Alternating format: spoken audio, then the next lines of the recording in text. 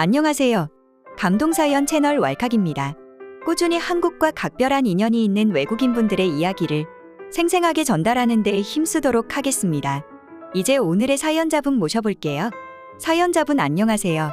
안녕하세요. 저는 현재 미국 아이비리그의 한 대학에 재학 중인 22살 제이든이라고 해요.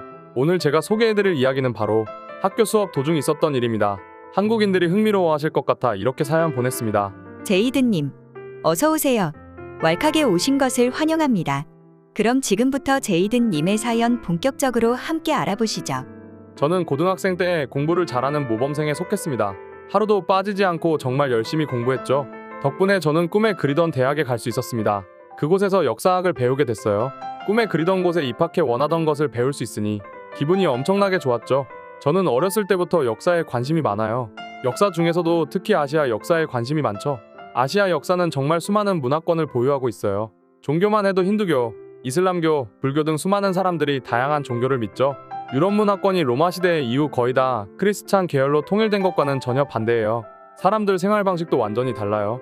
유럽인은 상상도 할 수 없는 다양성을 아시아는 가지고 있어요. 동아시아만 해도 얼마나 다양한지 알 수 있죠. 한국, 중국, 일본은 서로 비슷하면서도 전혀 달라요. 언어부터 건물 양식, 국가 행정 시스템까지 뭐 하나 같은 게 하나도 없어요. 이러한 아시아 역사의 특징 때문에 저는 아시아 역사에 매료됐죠. 이 때문에 제가 대학에 입학해서 제일 먼저 신청했던 수업 또한 동아시아의 역사였는데요. 해당 과목을 가르쳐 주시는 교수님께서 정말 수준이 높았던 것으로 기억을 하고 있습니다. 미국에서 대학교 과정을 수료한 후 한국 서울대에서 석박사 과정을 완료한 것으로 알고 있죠. 중국 베이징 대학교에 교환 교수를 다녀오시기도 했고요. 저로서는 정말 존경하지 않을 수 없는 교수님이셨어요. 저는 그 교수님을 롤모델처럼 따르기 시작했습니다. 교수님께서 하시는 말씀 하나하나를 적고 새겨듣기 위해 노력했어요.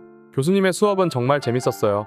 서울대와 베이징대에 있었던 경험을 바탕으로 역사를 설명해 주시는데 빠져들 수밖에 없었죠. 그런데 어느 순간 이렇게 좋은 수업 분위기에 찬물을 끼얹는 사건이 발생했죠. 존경스러운 교수님을 만나셔서 정말 기분이 좋으셨겠어요? 혹시 수업 분위기를 망쳤다는 사건은 대체 뭔가요? 그날은 고구려에 대해 배우는 날이었어요. 고구려는 만주의 제국으로 동아시아에서 엄청난 영향력을 자랑하는 당시 세계 최강 국가들 중 하나였어요. 고구려에 대해서 왈칵 청취자분들께서는 잘 아실 테니만 고구려에 대해 자세히 배워본 적이 없는 저로서는 정말 흥미진진한 내용들이었어요. 그러던 중 문제가 터졌죠. 교수님께서 고구려의 기상은 지금까지 한국인의 특성에 많은 영향을 끼쳤다. 한국인은 고구려의 강함을 그대로 이어받아 강대국을 두려워하지 않으며 한국을 세계 10대 최강국 중 한 곳으로 올려놓는데 성공했다. 라고 말이죠. 그랬더니 갑자기 교실 뒤편에서 웅성웅성하는 소리가 들리더군요. 바로 중국인 유학생들이었어요. 미국 대학교에는 수많은 중국인 유학생들이 있습니다. 미국으로 유학 오는 유학생 중 중국인 비율이 1등이죠. 미국 명문대들이 중국인 유학생들을 대상으로 등록금 장사를 하기에 벌어진 현상입니다. 중국인에게 비싼 등록금을 받고 대신 졸업장을 파는 형태죠. 여튼 수업 도중 중국인들이 떠들고 있으니 기분이 좋을 리가 없었죠. 저를 포함해 그 수업을 듣고 있던 다른 학생들은 중국인 유학생들 쪽을 일제히 쳐다봤어요. 그랬더니 갑자기 한 중국인이 손을 들더군요. 그러더니 충격적인 말을 시작하는 겁니다. 고구려는 중국의 지방 세력에 불과했다. 교수님께서 고구려를 왜 한국과로 분류하시는지 이해도 안 갈 뿐더러 고구려를 전혀 상관없는 한국과 연관을 짓는지도 모르겠다. 라고 말입니다. 일순간 교실이 조용해졌어요. 물론 미국 대학교는 토론 분위기가 잘 정착된 느낌이 강합니다. 교수님이라 하더라도 나와 의견이 다를 시 언제든지 손을 들고 교수님에게 반박할 수 있죠. 하지만 중국인 유학생의 주장은 너무도 정치적인 질문이었어요. 토론을 하자는 자세가 아니라 교수님께 싸우자며 시비를 턴 셈이죠. 하지만 교수님께서는 전혀 당황하지 않으셨어요. 오히려 웃으시면서 중국인 유학생에게 물으셨죠. 그런 것들을 어디서 배웠냐고요. 그랬더니 중국인 유학생은 중국 학교에서 그렇게 배웠다고 하더군요. 그러자 교수님께서는 학생의 주장에 대한 반박을 시작하셨죠. 중국은 최근에서야 고구려에 대한 연구를 시작했다. 내가 베이징 대학에 있을 때까지만 해도 중국 교수들은 고구려가 한국인의 국가임을 인정하고 인지하고 있었다. 하지만 최근 갑자기 태도를 바꾸었다. 중국은 현재 한국사뿐만 아니라 몽골의 역사, 베트남의 역사, 티베트의 역사마저 자국의 역사라고 주장하기 시작했다. 중국은 이러한 왜곡의 과정을 공정 프로젝트라는 이름으로 진행 중이다. 동북공정, 서남공정 등이 대표적인 예시이다. 하지만 역사는 사실이다. 프로젝트를 시행한다는 것부터 스스로 자국의 역사가 아님을 이미 알고 있다는 증거다. 따라서 중국의 주장은 모순이라는 것을 스스로 증명하고 있다. 교수님의 말씀에 질문을 던졌던 중국인 학생은 벙찐 벙어리가 되었습니다. 얼굴이 붉어지더니 혼자 시익시익하는 게 느껴졌죠. 저는 마음속으로는 너무 통쾌했습니다. 역사학과 학생인 만큼 중국의 역사 왜곡 문제에 관한 심각성에 대해 잘 알고 있습니다. 하지만 중국인들은 여기에 비판적인 사고를 갖기는커녕 오히려 중국 정부의 역사 왜곡을 자랑스러워하고 있죠. 사실 역사라고 하는 것은 사실만 직시하면 됩니다. 역사보다 더 중요한 것은 현재이면서 미래이니까요. 역사는 현재 상황을 도와주는 역할, 딱 그 역할만 할 수 있습니다.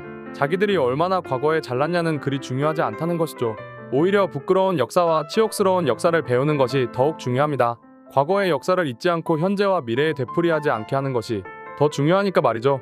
하지만 중국은 이러한 역사의 역할을 무시하고 짓밟았습니다. 역사를 독재 정권을 강화하고 홍보하는 수단으로 전락시켰죠. 물론 교수님께 어이없는 질문을 한 중국 학생이 아예 이해가 안 가는 건 아닙니다. 그 학생은 평생 보고 배운 것이 그거였으니 어찌 보면 중국 독재 정권의 희생자라고 할 수 있겠네요. 이제 그 학생은 저희 교수님을 통해 진실을 마주했습니다. 자신이 사랑하는 고국이 역사를 왜곡하고 사실을 외면하고 있다는 진실이죠. 이제 그 학생의 선택에 달려 있습니다. 자신의 주장을 굽히지 않고 중국 정부와 함께 역사 왜곡의 공범이 될 것이냐? 이제라도 자신의 주장을 철회하고 진실을 탐구하는 학자의 양심을 택할 것이냐는 순전히 그 학생의 몫이죠. 물론 쉽지는 않을 것으로 생각됩니다. 그 학생은 자신의 인생을 부정당하는 기분이 들 거예요. 진리, 진실이라 생각했던 것들을 뒤집어 엎는 것은 하루아침에 될 일이 아니기 때문입니다. 하지만 그에게는 아직 4년이라는 학사 과정이 남아 있습니다. 그가 그 기간 동안 스스로를 되돌아보며 자신의 길을 잘 선택했으면 좋겠네요. 같은 곳에서 공부하는 학우로서 그 친구가 진실을 탐구하는 학자로서의 길을 택하길 바랍니다. 현재 중국은 동북 공정 프로젝트를 통해 한국의 역사를 자신들의 것이라 우기고 있죠. 최근 한복, 한식 등을 중국 문화라고 우기는 것도 이러한 프로젝트의 연장선상이라고 분석되는데요. 혹시 제이드님은 이러한 상황에 대해 어떻게 생각하나요? 중국의 동북공정은 재밌는 특징을 가지고 있습니다. 바로 좋아 보이는 것만 자국의 역사와 문화라 주장하는 특징인데요. 한국과 비슷한 피해를 받고 있는 몽골도 마찬가지입니다. 몽골의 역사는 한국과 마찬가지로 엄청나게 깁니다. 다만 대부분의 역사가 유목민족의 삶으로 이루어져 있어 특별한 주목을 받지는 못하고 있죠. 사실 중국은 모든 몽골의 역사를 자신의 역사라 주장하지 않습니다. 다만 전 세계를 호령했던 칭기스칸의 역사를 중국사라고 지칭하고 있죠. 수많은 몽골 역사 중에서도 칭기스칸의 역사만을 자국의 역사라 주장하는 것은 역사를 전공하지 않는 일반인이 봐도 이해가 가지 않을 텐데요. 이처럼 중국은 좋아 보이는 것만을 자국의 것이라 주장하는 특징을 가지고 있습니다. 그리고 이러한 특징은 한국 문화 공정에서도 나타납니다. 중국은 지금껏 김치와 한복 등 한국 문화에 대해서 별다른 관심을 갖고 있지 않았습니다. 하지만 한국의 콘텐츠들이 세계적으로 각광을 받기 시작하면서 한국 문화들이 함께 알려지기 시작했고 바로 그 시점부터 중국의 한국 문화 공정은 시작됐습니다. 전 세계적인 주목도가 높아지니까 자국의 것이라 우기는 겁니다. 마치 수많은 몽골 역사 중에 세계적인 관심을 받는 칭기스칸 역사만을 자국의 역사라 왜곡한 것처럼요. 중국의 역사 왜곡은 우리가 항상 주목하고 조심해야 할 것입니다. 역사에 대한 잘못된 가치 판단으로 진실을 외면하는 것은 절대 안 됩니다. 그들이 역사 왜곡을 실시한다면 적극적으로 막는 것이 우리의 후세와 역사라는 학문을 위해서도 반드시 필요한 것입니다. 그나마 다행이라면 한국의 10, 20대 학생들이 진실을 위해 노력한다는 점입니다. 그들은 SNS를 통해 중국 문화 공정을 비판하는 글들을 게시하고 있죠. 그들의 이러한 노력이 계속된다면 언젠가는 중국인들도 중국의 역사 왜곡 문제에 대해 직시할 수 있는 날이 오지 않을까요? 제이드님의 사연 어떠셨나요? 현재 중국의 역사 왜곡 문제가 갈수록 심각해지고 있는데요.